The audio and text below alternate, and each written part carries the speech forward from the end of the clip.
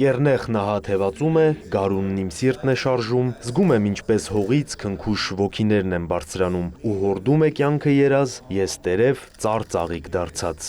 Ստեղծագործությունը Թեոդոր Շթորմի գրչին է պատկանում։ Եթե Գերմանիայի նախագահը Հայաստանի մայրաքաղաքում կանգնած իր հայրենակցի գարնանային բանաստեղծությունն է կարդում, դա կարող է երկու բան նշանակել։ Գարունն իսկապես եկել է եւ մենք Կոմիտասի թանգարանում ենք, որտեղ գերմանական քնարերգությունը հաստատուն տեղ ունի։ Իր ելույթի բանաստեղծական սկիզբն այսպես մեկնաբանեց Ֆրանկ Վալտեր Շտայնմայերը, որը պաշտոնական այցով Հայաստան է ժամանել տիկնոջ Էլկե Բուդենվենդերի հետ։ Մեջբերվածը մեկն է գերմանացի բանաստեղծների այն գործերից, որոնք Կոմիտասը բերլինյան ուսումնառության տարիներին վերածել է երգի։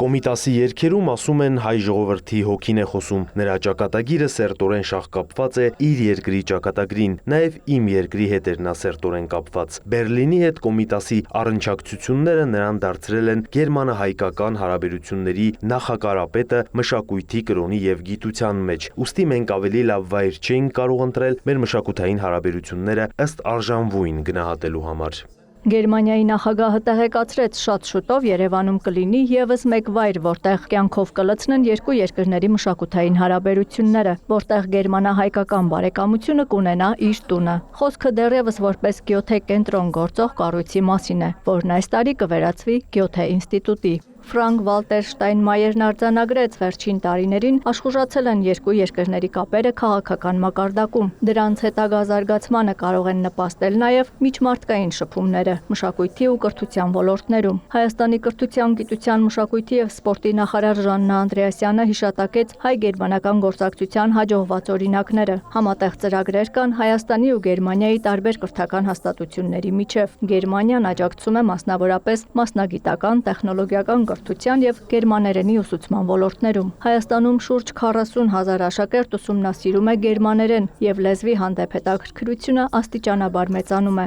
շեշտեց նախարարը։ Լիահույս եմ, որ մոտ ապագայի գերմանական ակադեմիական փոխանակման ծառայությունը գործելով նաև Հայաստանում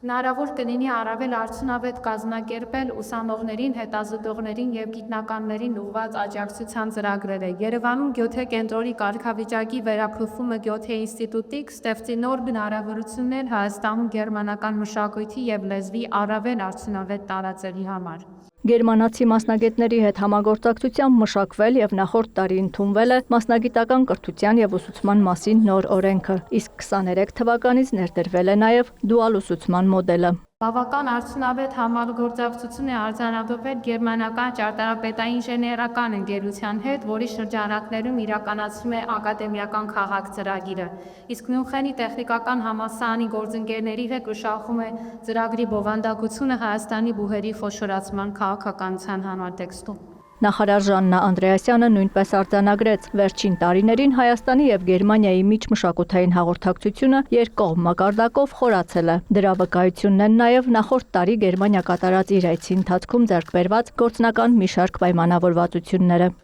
Աննա Զախարյան, Հովհաննես Քյուրքչյան, լուրեր։